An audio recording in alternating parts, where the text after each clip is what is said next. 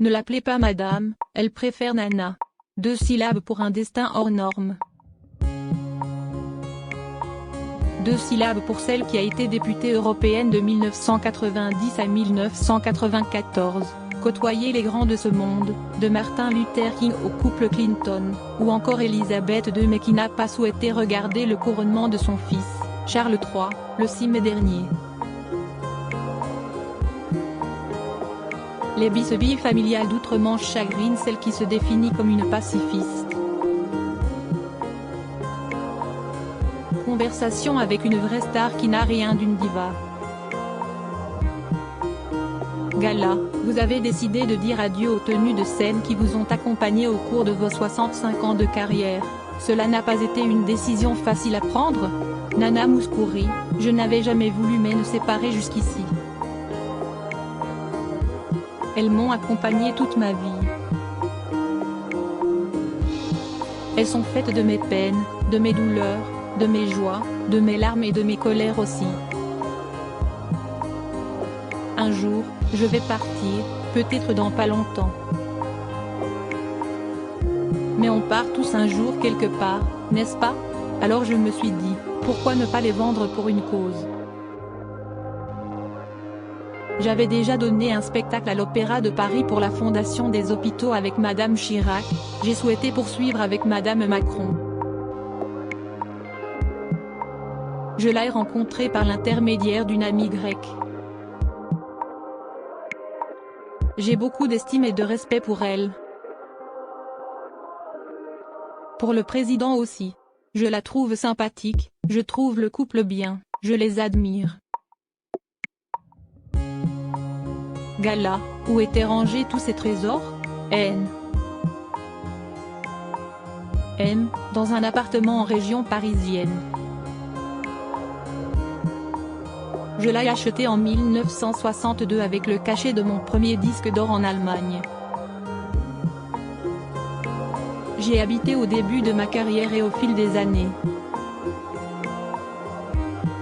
J'y ai entreposé mes costumes de scène. Il y a aussi un vieux piano, de vieilles notes. C'est comme un petit musée.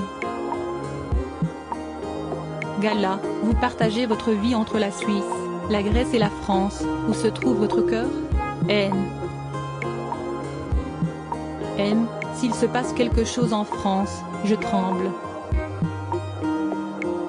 S'il se passe quelque chose en Grèce, je tremble aussi. Gala, vous êtes universel alors. Universel, je ne sais pas, rire, mais je suis très connue en Espagne, en Angleterre, en France. Quand Quincy Jones m'avait dit à l'époque, tu sais, pour devenir chanteuse aux États-Unis, il faut vivre ici. Je lui avais répondu, j'espère que peut-être un jour je viendrai vous visiter, mais en tant que chanteuse européenne. Dans les années 80, j'ai été invitée à me produire avec un orchestre devant le mur de Berlin. J'ai interprété « Je chante avec toi liberté ».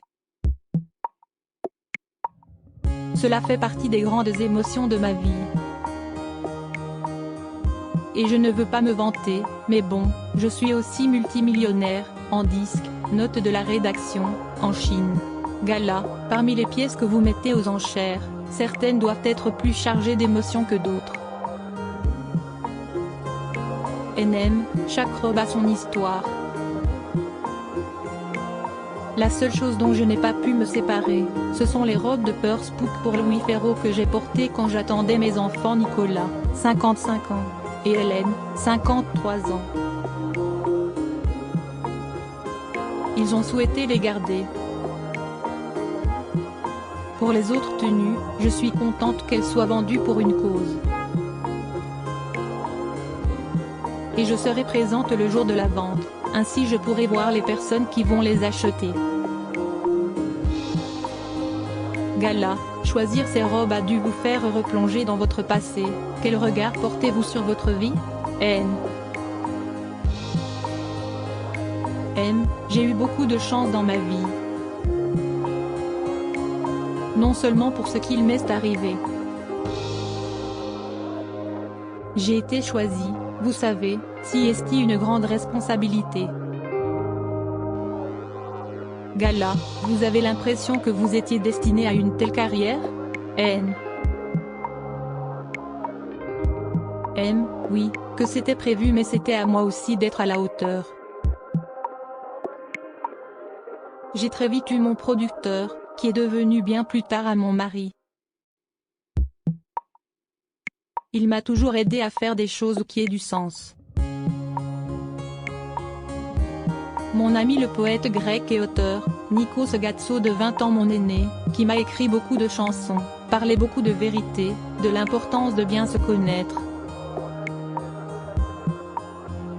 Gala, il faut toute une vie pour parvenir à se connaître, avez-vous le sentiment d'y être parvenu? N.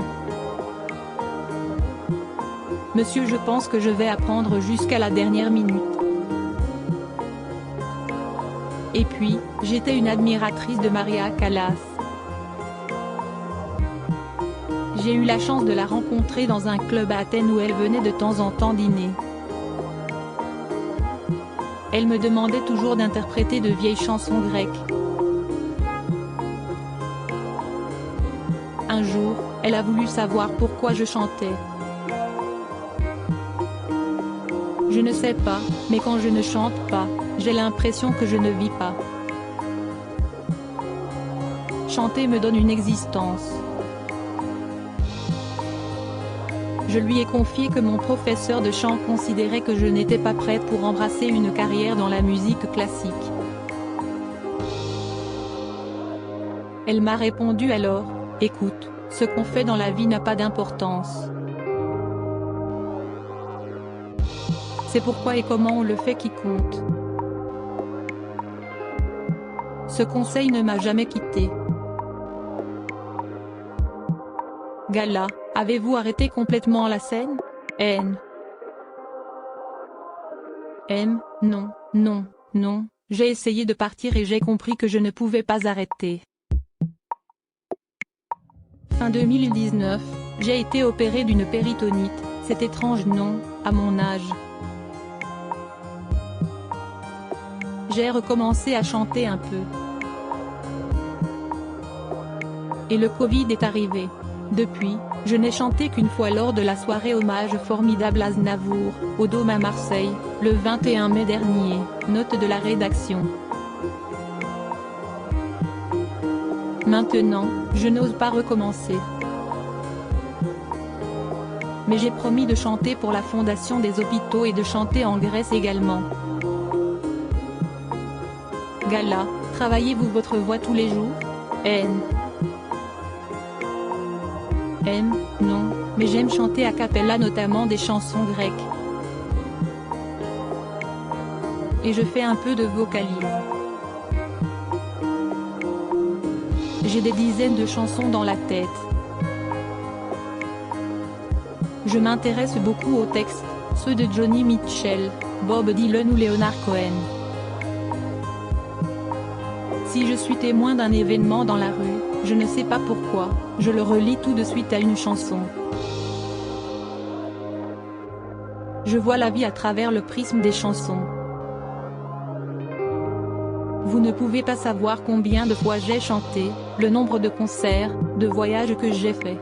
Je suis tellement reconnaissante pour tout ce qu'il m'est arrivé.